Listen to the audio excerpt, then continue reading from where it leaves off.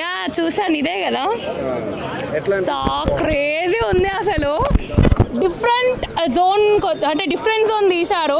అంటే పుష్ప 2, పుష్ప 1 అది వేరే లెవెల్, బట్ రాక అనేది ఇంకొంచెం క్రేజీగా ఉంది.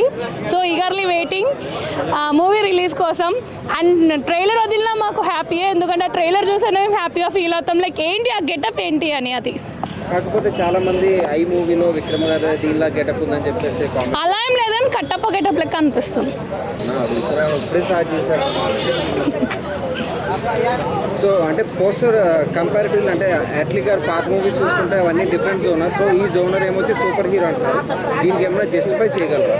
యా నేను చెప్తున్నాను కదా, కంప్లీట్గా స్టోరీ డిఫరెంట్ ఉంటుంది, లుక్స్ అయితే కంప్లీట్లీ డిఫరెంట్ ఉంటుంది. ఎందుకంటే మనము ఈ 3 ఫింగర్స్తోనే చెప్పొచ్చు, ఏ 3 మర్చిపోయినా, ఇట్లా ఈ 3 ఫింగర్స్తో చెప్పొచ్చు మూవీ ఎలా ఉండబోతుంది అనేసి.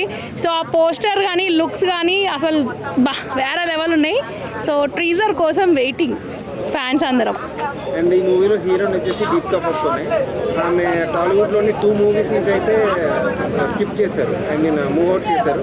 మరి ఈ మూవీలో ఉంది కాబట్టి ఆమె నెగిటివ్ ఇంపాక్ట్ ఏమైనా ఉంటుందా? లేదండి, ఇప్పుడు బాలీవుడ్ వాళ్ళు టాలీవుడ్కి రావట్లేదా, టాలీవుడ్ వాళ్ళు బాలీవుడ్కి వెళ్ళట్లేదా? సో అలా నడుస్తుంది, దీనికి ఇంపాక్ట్ ఏం పడదు. బట్ మూవీలో తన క్యారెక్టర్, తన అసైజ్, లైక్ తను ఏంటో చూస్తే హీరోయినే, బట్ తన స్టోరీ ఏంటో తెలియదు కదా. అంటే ఈ మూవీ ఆమెకి అంటే ప్లస్ అవుతుంది.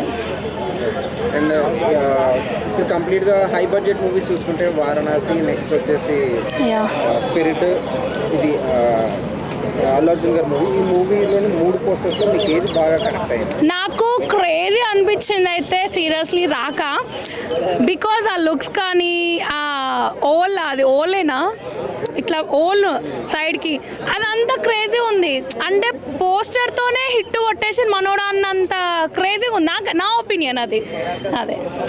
ఫైనల్గా రాక గురించి ఇంకా